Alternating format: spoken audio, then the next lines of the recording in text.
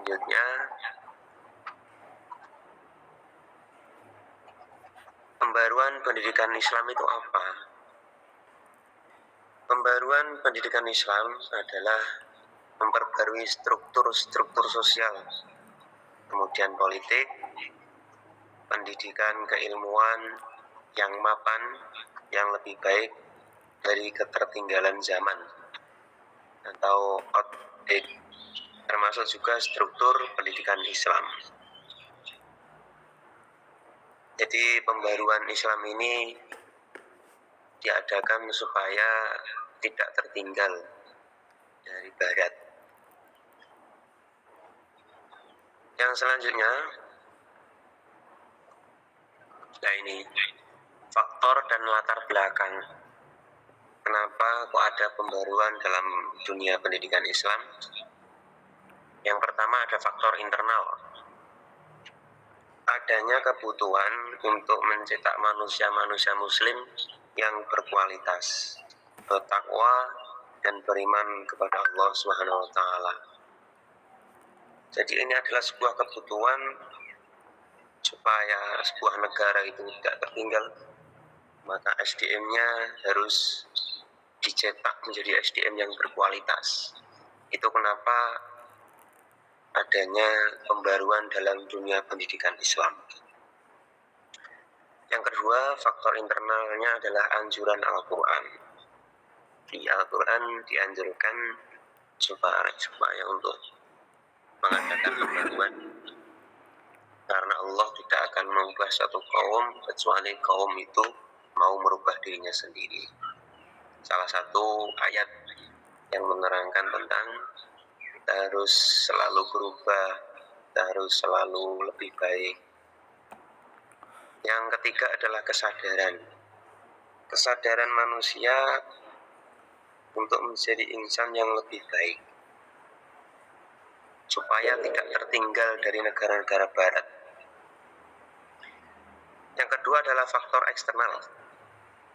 Faktor dari luar, adanya kontak Islam dengan Barat, terutama setelah penaklukan Napoleon terhadap Mesir, telah menyadarkan dan menggugah umat Islam untuk melakukan perubahan.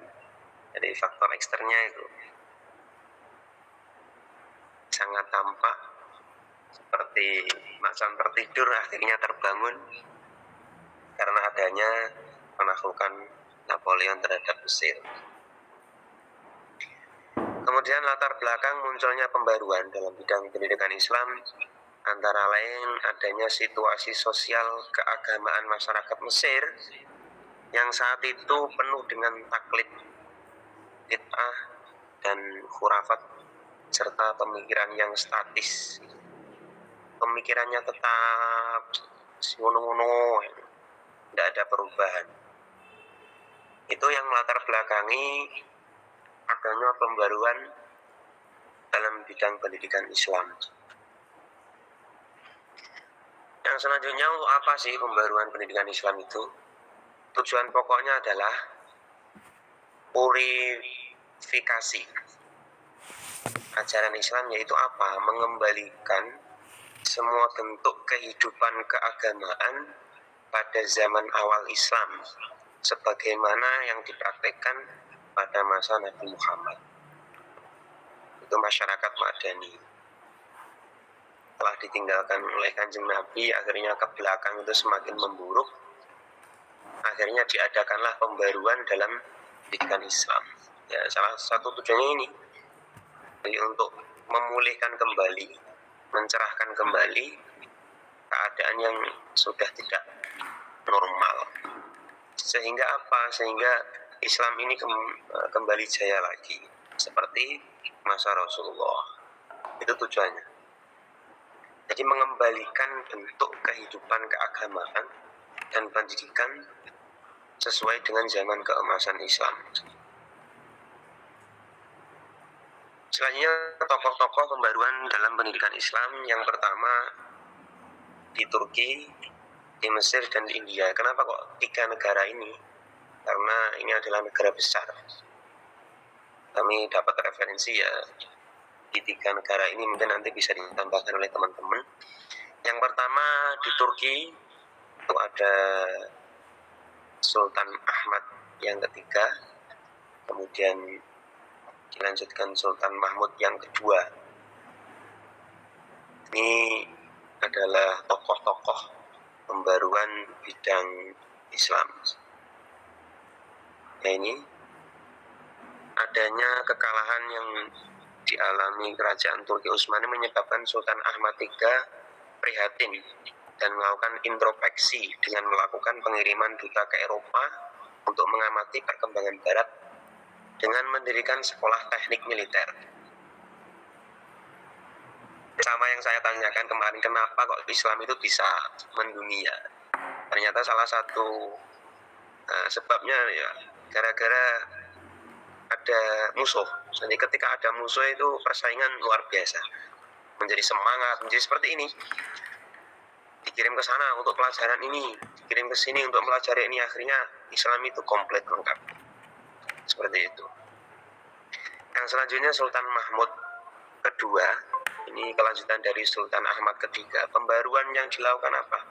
Memperbaiki sistem pendidikan madrasah dengan memasukkan ilmu pengetahuan umum.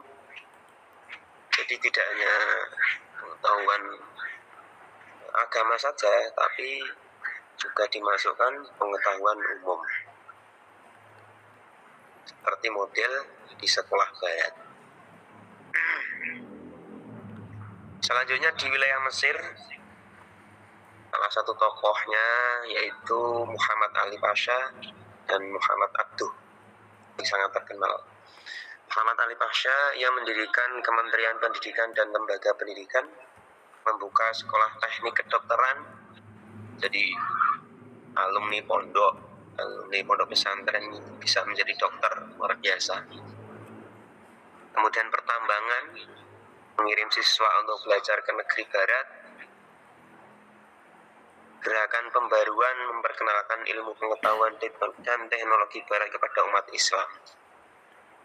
Itu yang dilakukan oleh Muhammad Ali Pasha dalam pembaruan pendidikan Islam.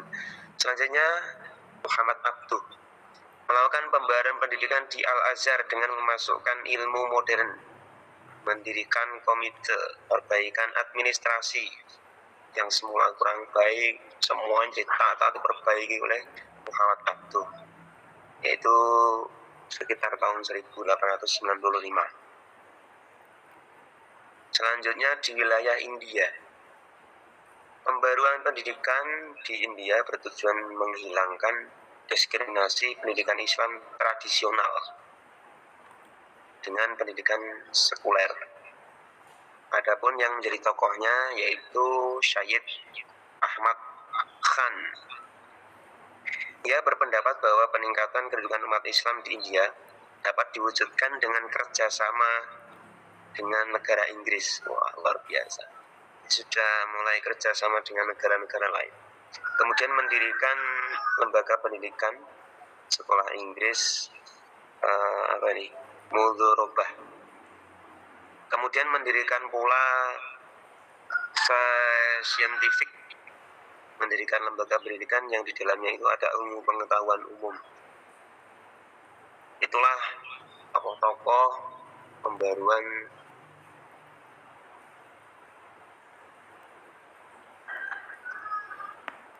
pendidikan yang ada di Indonesia. Ini mengerucut sejak awal abad ke-20, masyarakat Muslim Indonesia telah melakukan reformasi atau pembaruan. Reformasi ini dirintis oleh tokoh pelopor pembaruan pendidikan Islam dari Minangkabau, yakni Syekh Abdullah Ahmad Zainuddin Labai Al-Yunus dan kawan-kawan. Juga dalam bentuk organisasi Islam seperti Jamiat Khair, Al-Irsyad, Perserikatan Ulama, kemudian Muhammadiyah, ada Nahdlatul Ulama. Ini adalah bentuk-bentuk organisasi dalam rangka pembaruan pendidikan yang ada di Indonesia. Nah, ini sengaja saya tampilkan sebagai intelektual muda, sebagai mahasiswa S2 YIN Kediri, ini bagaimana kita itu bisa meniru intelektual muslim yang sudah melakukan pembaruan, yang mana dengan adanya undang-undang pesantren tahun 2019 ini juga salah satu pembaruan yang dilakukan oleh pemerintah dalam rangka mengakui lulusan pondok pesantren itu setara dengan sekolah-sekolah umum yang pondok pesantrennya punya program Ma'had Ali dan lain sebagainya. Ini adalah tantangan bagi kita semua bagaimana menyiapkan santri-santri itu bisa bersaing di luar supaya pondok pesantren tidak lagi dianggap sebelah mata. Ini tugas kita.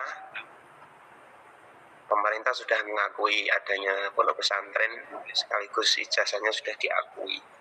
Ini PR besar sebagai intelektual muda ya, untuk mewujudkan cita-cita kita bersama. Ini juga salah satu pembaruan menurut saya. Yang selanjutnya adalah perkuliahan guru TPQ Anadiyah. Di Nganjuk ini menurut saya juga pembaruan karena baru dan belum ada sebelumnya. Dulu itu yang namanya guru TPQ, pokok bisa mengajar Al-Quran, sudah jadi guru, istiqomah mengajar. Nah sekarang ada pembaruan, yang mana sebelum mengajar di TPQ, guru diusahakan kuliah dulu. Untuk pendalaman jilid itu 1 sampai 6, 1 tahun. Dan untuk PSQ, program sorokan Al-Quran, juz 1 sampai 30, 1 tahun. Yang bersanad dan memakai lagu. Itu contoh-contoh pembaruan-pembaruan yang ada. Yang ketiga adalah program tahsin Quran. Ini juga dilaksanakan oleh intelektual Nganjuk sampai menjadi nasional yang dipelopori oleh Rambon, yang mana tahsin ini adalah mentahsin guru-guru Al-Quran sebelum beliau itu terjun. Itu sudah betul-betul bagus bacaannya sebelum ditampilkan, sebelum dikonsumsi oleh khalayak umum, itu sudah betul-betul bagus bacaannya. Ini terjadi karena sesuai dengan hasil uji coba di berbagai kecamatan, ternyata banyak sekali guru-guru yang bacanya belum bagus. Nah, akhirnya intelektual muda ini kerjasama dengan pemerintah kabupaten, nah, akhirnya muncullah program tahsin, dan ini wajib. Nah, akhirnya semua sekabupaten itu melaksanakan program tahsinul Quran. Ini juga salah satu pembaruan dalam dunia pendidikan, khususnya karena saya lebih dominan di Quran, maka saya contohkan program tahsinul Quran. Ini luar biasa. Di Kecamatan Ngolo saja pesertanya ada 1000. Di Kecamatan Tanjung Anom kurang lebih 700 dan lain sebagainya. Ada 13 kecamatan di Kabupaten Nganjuk. Itulah contoh-contoh pembaruan-pembaruan yang ada di sekitar kita, utamanya di Nganjuk, karena saya dari Kabupaten Nganjuk, Bu, ngapunten. Semoga bermanfaat. Kurang lebihnya mohon maaf yang sebesar-besarnya. Assalamualaikum warahmatullahi wabarakatuh. Waalaikumsalam warahmatullahi wabarakatuh. Terima kasih Pak Umam dan Pak Dede atas presentasinya. Langsung saja kepada teman-teman yang ingin memberikan pertanyaan, tambahan atau tanggapannya, saya persilahkan 3 orang dulu. Monggo. Boleh? Saya? Ya. Kalau berisik agak dikecilkan saja atau di jalan. Sebenarnya beberapa di antara yang disampaikan Pak Umam itu kok saya menangkapnya ada kontradiktif.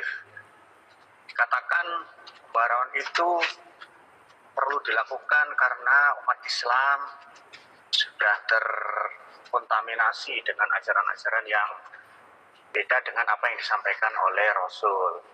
Praktek khurafat, dulu sebutannya TBC, ya, apa itu, khurafat, bid'ah, praktek-praktek seperti itu. Lalu tadi dijelaskan beberapa di antara tokoh itu beliau bisa mendapat gelar atau predikat pembaharu dikarenakan membuat sebuah gebrakan di dalam sistem, ya, sistem pembelajaran atau pendidikan di dunia Islam. Seperti tadi di Mesir mendirikan ini, di ini mendirikan ini, itu. Jadi nggak sinkron, maksud saya seperti itu. Jadi yang disampaikan alasan kenapa kok harus diperbarui, karena ini alasannya alasan material, ya, materi kajian apa itu doktrinnya. Nah, karena sudah tercampur dengan praktek khurafat itu tadi. Lalu pembaharuannya kok lain gitu. Pembaharuannya mendirikan madrasah, mendirikan lembaga apa. Nah, kan sepertinya enggak sambung. Ditambah lagi, coba dikaji kembali runtuhnya Daulah Turki Utsmani itu sebelum Sultan Ahmad II atau setelahnya. Karena yang menaklukkan Turki Utsmani itu kerajaan Saudi Arabia yang saat itu sedang gencar-gencarnya, sedang naik daun karena dukungan Inggris.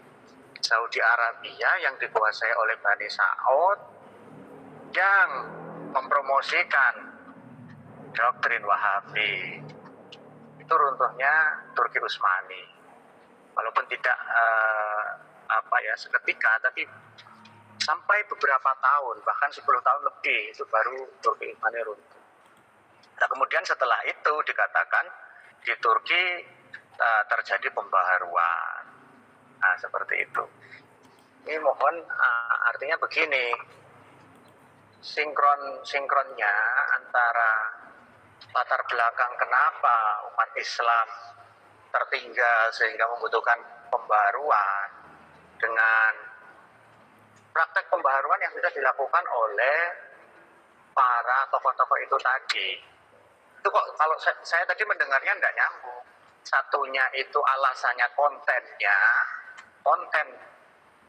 ilmu Islamnya yang sudah tercampur, dikatakan seperti itu, sudah tidak murni lagi seperti yang diajarkan Rasul.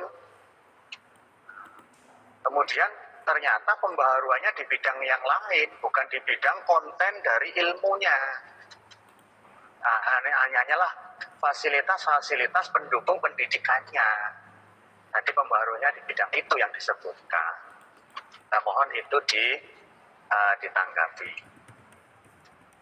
Mungkin niku mawon. Sudah cukup nggih, wis inti nggih. Ya. Oh, sama sumbernya mungkin kalau boleh tahu. Biasanya kan sumbernya dari mana? Nggih. Ya. Kita lanjutkan pertanyaan yang kedua dulu ya. Monggo silakan teman-teman yang lain.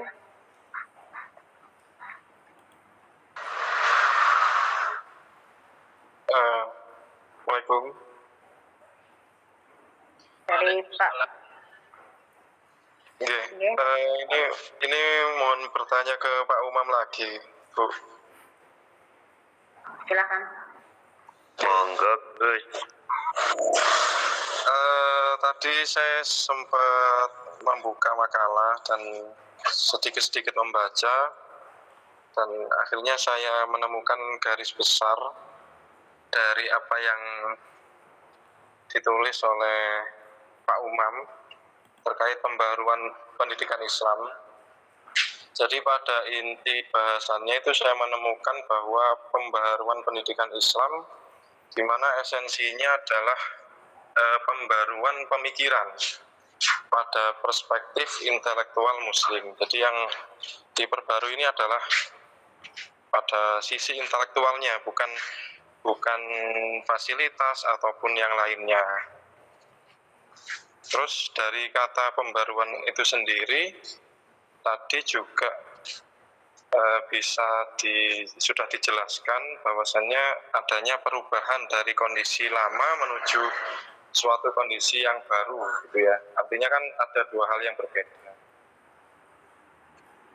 Maka yang saya tanyakan adalah mohon untuk dijelaskan kembali kira-kira secara eksplisit terkait karakteristik pendidikan Islam intelektual lama dengan intelektual yang baru itu seperti apa, biar kita itu lebih paham gambarannya antara sebelum diperbarui dan sesudah diperbarui, ngoten Pak. Jadi mungkin itu saja yang menjadi pertanyaan saya. Terima kasih atas penjelasannya. Assalamualaikum warahmatullahi wabarakatuh. Waalaikumsalam, terima kasih Pak Bisbah Munir. Satu lagi, ya, satu lagi dulu ya Pak, nanti ditanggapi oleh Pak Umam. Satu pertanyaan lagi.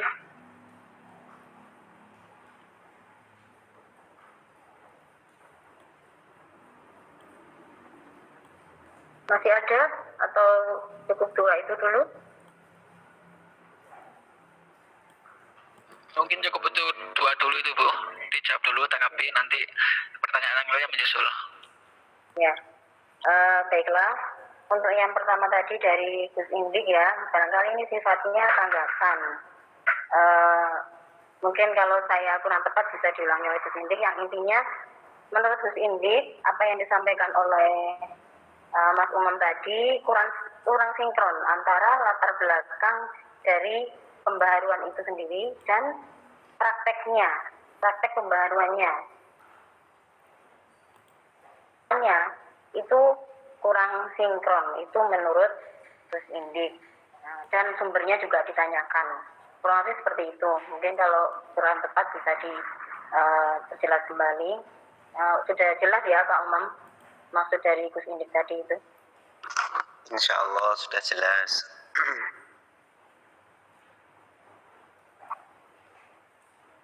Oke, akan saya coba menjawab setahu saya dan semampu saya terkait sejarah pendidikan Islam.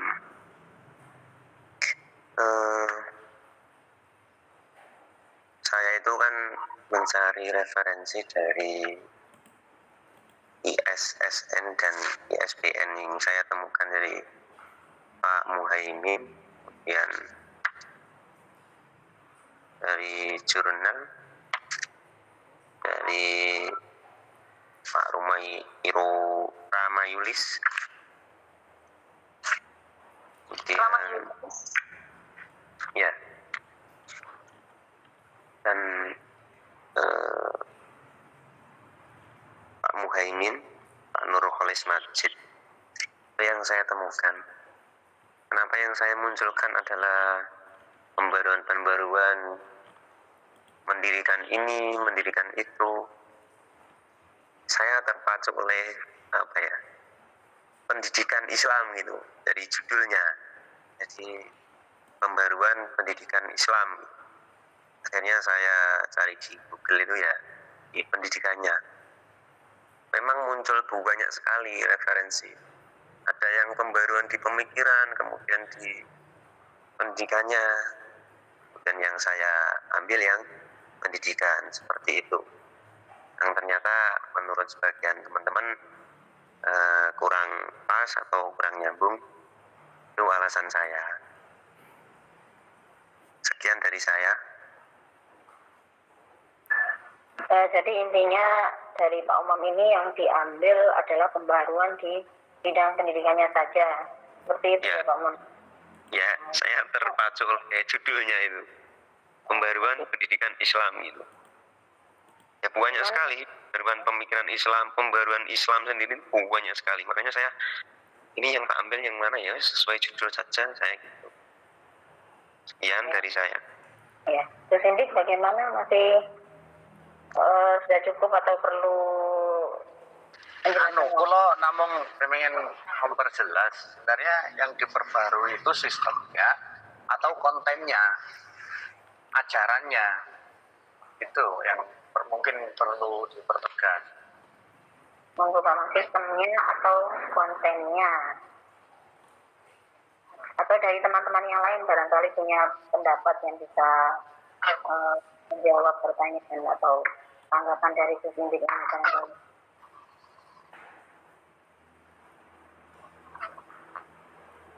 Kalau setahu saya yang diperbarui ya kontennya juga diperbarui, maksudnya konten itu yang belum ada kemudian diadakan, seperti yang semula belum ada ilmu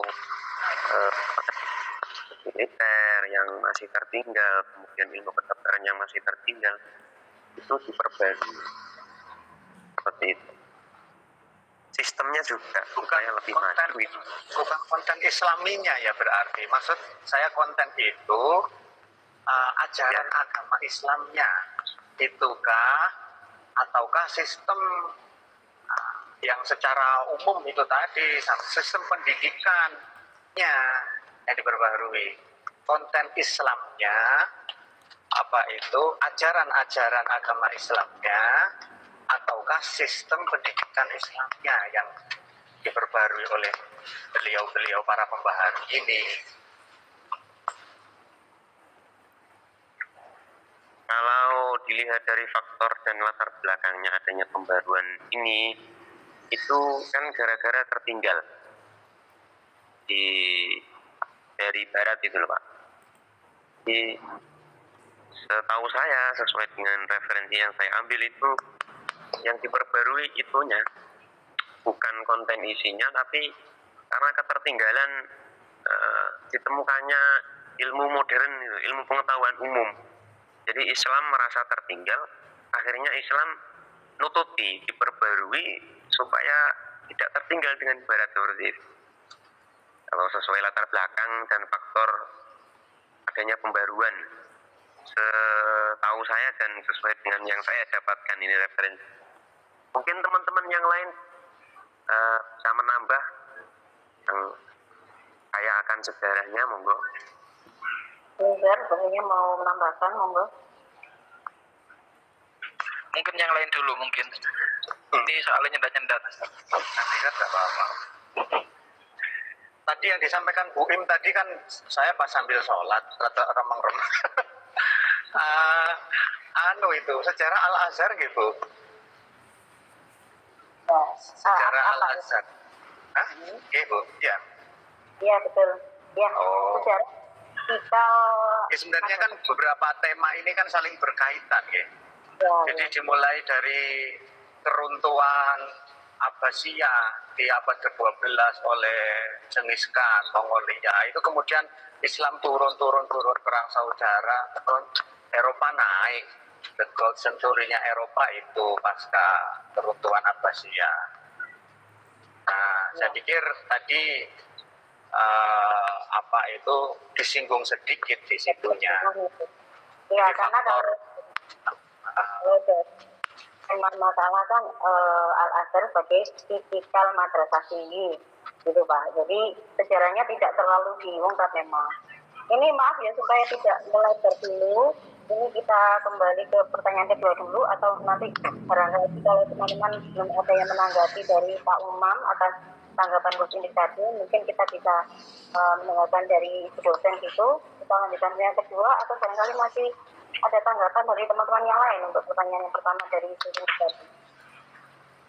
Di Indonesia yang tadi disampaikan, Sumatera Barat itu kan kemarin sempat muncul, yang sampai berhubungan sampai sekarang. Sempat muncul pengajiannya Khalid Basalamah itu di Masjid Raya Sumatera Barat. Dihadiri oleh ribuan orang, bahkan tidak cukup masjid yang begitu besar. Nah ini sebenarnya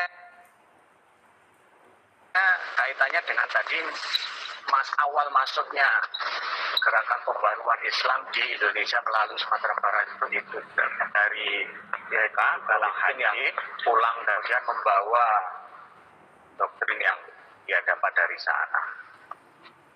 Yang dulu di Nusantara itu Islamnya kental dengan yang tadi disebut TBC. TBC itu apa itu yang pertama itu? Ada bid'ah, ada khurafat, itu C-nya itu khurafat. Tahayul, tahayul, bid'ah, khurafat. Itu sebenarnya apa itu penyebutan untuk praktek keagamaan Islam di Indonesia yang saat itu memang didominasi dengan misalnya praktek-praktek tahlilan, kirim hadiah pada arwah, kemudian ke kuburan, nah seperti itu. Nah itu di Indonesia dominan Islamnya bercorak seperti itu yang dibawa oleh Wali Songo. Kemudian di abad ke-19 di tahun 1800-an sekian muncul gerakan yang ada di Timur Tengah itu. Kemudian pertama kali yang membawa ke sini yaitu tadi Haji Suka Miskin yang ada di Sumatera Barat. Kemudian dilanjutkan siapa itu Kiai Haji Ahmad Dahlan dan seterusnya. Nah, kalau dilihat dari sini kayak yang di film filmnya judulnya apa ya itu yang menceritakan Kiai Ahmad Dahlan mendirikan Jamiah Muhammadiyah itu kan lebih kepada pembaruan sistem. Oh iya, sang pencerah ya. Sistem, fasilitas, metodenya kan seperti itu. Toh di akhir-akhir ini ditemukan konten yang diajarkan oleh Kiai Haji Ahmad Dahlan itu ternyata tidak jauh beda dengan apa yang ada di kitab-kitab kuning pengamal TBC. Seperti itu.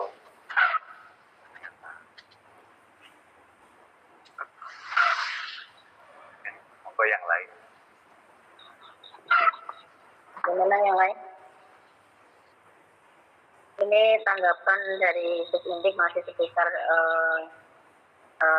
materi yang disampaikan oleh Pak Umam tadi ya. Yang kedua atau bagaimana ini karena waktu juga sudah semakin sore. Nanti kita kembalikan lagi karena sebenarnya pembahasan dari Gus Indik tadi juga memerlukan penjelasan yang karena hubungannya dengan sejarah juga. Dan kita memang sangat perlu belajar tentang sejarah umat Islam. Mohon izin moderator, mungkin karena waktu sudah sore, ini fokus ke memang yang disampaikan Gus Indik itu panjang, cuman kan fokusnya ke sejarah pendidikan ke yang awal, atau mungkin bisa waktu dikembalikan ke Ibu dosen karena sudah hampir menjelang maghrib. Iya, makanya ini saya lanjutkan ke pertanyaan kedua langsung ya. Kan belum yang tadi pertanyaannya Pak Misbah Munir. Gimana? Halo. Oke, ingat Ya. mohon. Yang kedua ya langsung ya dari Pak Misbah Munir yang saya tangkap seperti ini pertanyaannya. Mohon dijelaskan secara eksplisit karakter apa tadi? Karakteristik Pembaharuan pemikiran dalam perspektif intelektual muslim itu jelaskan secara eksplisit antara sebelum pembaharuan dan sesudah pembaharuan. Seperti itu ya Pak Munir? Iya Bu. Bisa dipahami Pak Umam pertanyaan dari Mas Munir tadi, monggo. Allah. Contohnya juga sudah mau hampir maghrib. Contohnya sebelum pembaruan itu di sistemnya saja, contohnya sistemnya misalkan Sorogan sebelum pembaruan. Kemudian adanya pembaruan itu kan karena kondisi, kemudian dan lain sebagainya. Jadi ada kondisi baru, akhirnya harus diperbarui. Dulu Sorokan masih mampu karena santrinya sedikit. Kemudian adanya pembaruan, santrinya sudah lintas kabupaten bahkan lintas negara, akhirnya dibuat klasikal. Contoh kecil before dan after. Terima kasih. Bagaimana Mas Munir? Sudah puas atau masih ada yang perlu ditanyakan lagi? Sebenarnya masih belum puas, tapi karena waktu yang sudah mepet, saya rasa ya untuk diskusi sore ini bisa langsung dikembalikan ke Bu dosen atau mawon. Sebenarnya memang ini pembahasan yang sangat menarik ya, bicara tentang nah di atas. Kita kembalikan ke Bu dosen gitu saja ya teman-teman ya. Berarti minggu depan jamnya ditambah gitu toh. Ini terutama Gus Indi masih banyak yang ganjil ya. Oke, yang mana? Terima kasih Bu Imro'atu dan Ustazah sekalian. Terima kasih semuanya. Pembaharuan yang paling dirasakan sampai sekarang ini pemikiran-pemikiran ada Muhammad Abdu, ada Jamaluddin Al-Afghani. Itu di samping pada aspek konten dalam hal ini kurikulum ya, dalam hal kelembagaan, institusi, kemudian kurikulum adalah pada aspek integrasi keilmuan, Bapak Ibu ya. Integrasi keilmuan itu ternyata yang mulai ada pembaharuan itu mengarah ke sana. Sehingga kalau yang dulu institusi pendidikan agama Islam itu bentar mohon maaf.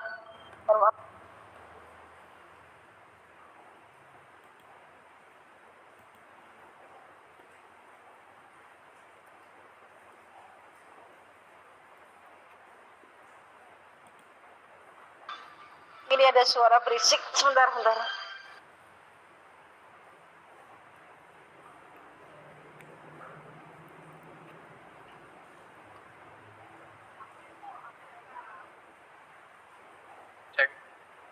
Baik, Bapak Ibu, pada aspek integrasi keilmuan itu yang paling manfaat yang paling dirasakan. Jadi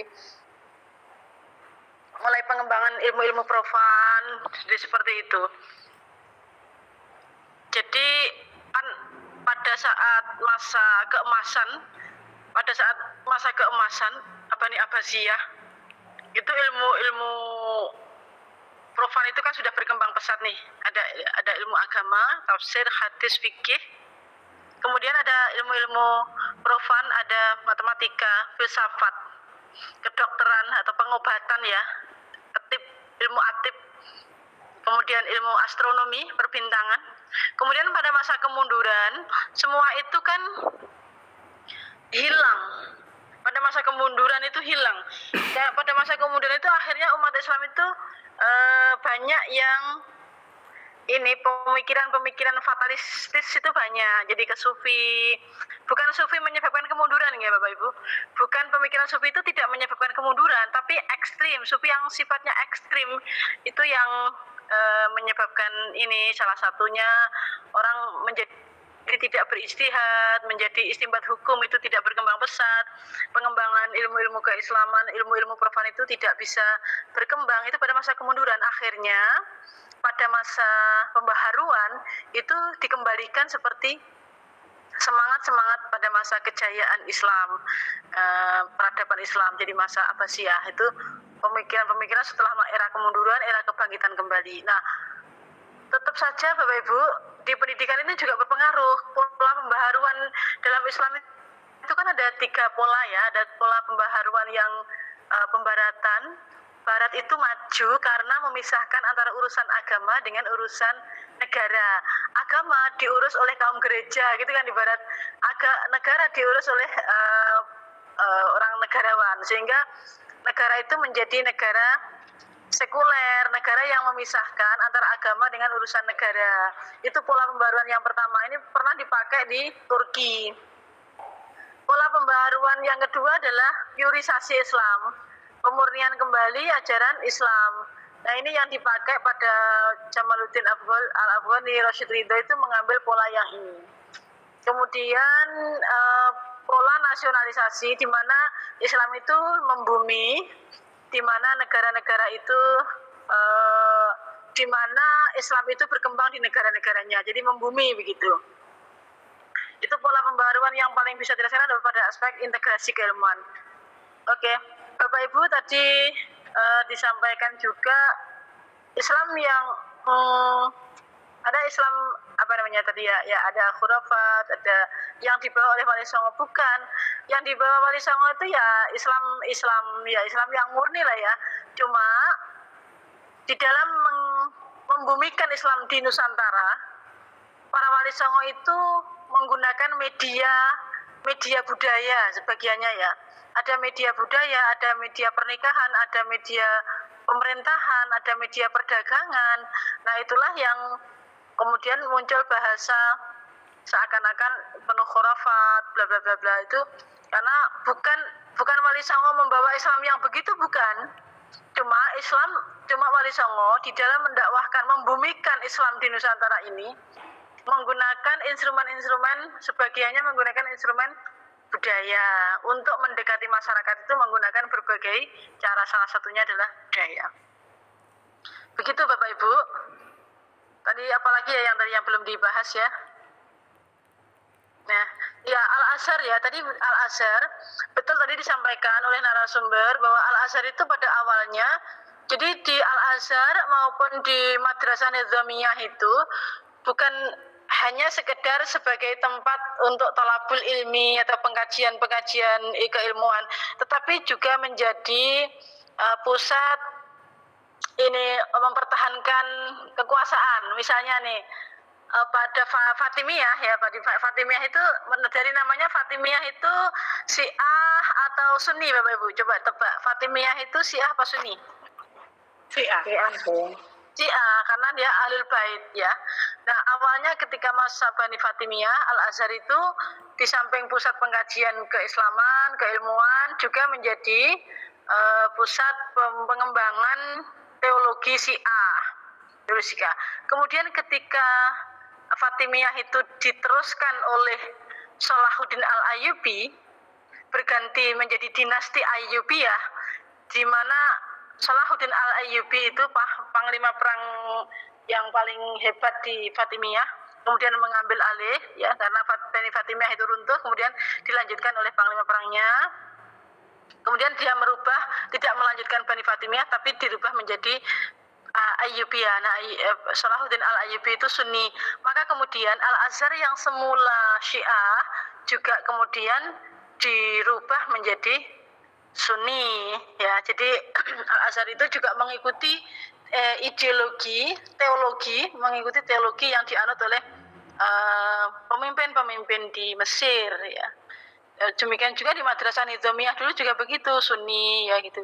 Mengikuti kerajaan-kerajaan yang menjadi pemimpinnya. Nah, ketika Al-Azhar menjadi Sunni, maka seluruh madrasah yang di bawah naungan Al-Azhar kemudian menjadilah Sunni semua. Nah, itu akan berimplikasi pada pengembangan pendidikan juga, Bapak Ibu. Jadi, kemudian pada aspek Al-Azhar kemudian bisa menjadi inspirasi pendidikan Islam sekarang ini. Sejak awal Al-Azhar itu merupakan tipologi lembaga pendidikan yang bisa dikatakan ideal, memadukan, kalau memadukan tradisi akademik dengan tradisi pesantren. Walaupun pesantren itu ada di Jawa ya, ada di Indonesia ya. Di Mesir itu tidak disebut pesantren, tapi memadukan asrama gitu kan, asrama, sehingga mahasiswa itu bisa belajar di asrama, bisa juga belajar di perguruan tinggi atau di madrasah di Al-Azhar. Itulah yang kemudian tipologi itu dipakai di lembaga-lembaga pendidikan Islam di dunia, termasuk di Indonesia, mengintegrasikan antara lembaga pendidikan pesantren, nilai akademik dengan nilai pesantren. Itu Bapak Ibu. Bu, satu pertanyaan saya, boleh? Tadi di makalah itu disampaikan pembaruan itu latar belakang karena masyarakat atau umat Islam itu sudah keluar dari kemurnian akidah, keluar dari kemurnian ajaran agama yang dibawa Nabi. Nah, akhirnya di beberapa buku LKS itu bahkan juga lebih didramatisir.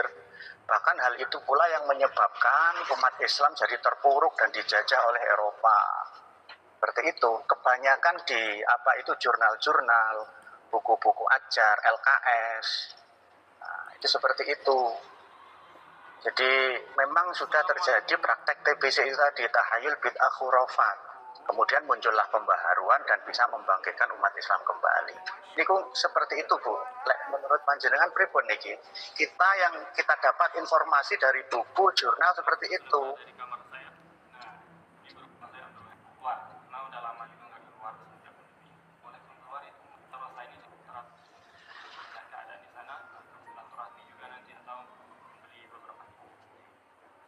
Sekarang maghrib beri suaranya kencang-kencang ini Bapak Ibu. Dilanjutkan minggu depan nggih? Nggih, Bu. Oke. Ini suaranya sudah ini nanti panjenengan ini. Nggih. Nggih, ngeten Bapak Ibu. Terima kasih para narasumber dan Bapak Ibu yang berpartisipasi, kurang lebihnya mohon maaf. Saya kembalikan ke Bu Imro'atul selaku moderator. Nggih. Assalamualaikum warahmatullahi wabarakatuh. Ini karena sebenarnya masih banter banget nih Bapak Ibu. Betul banget Ibu.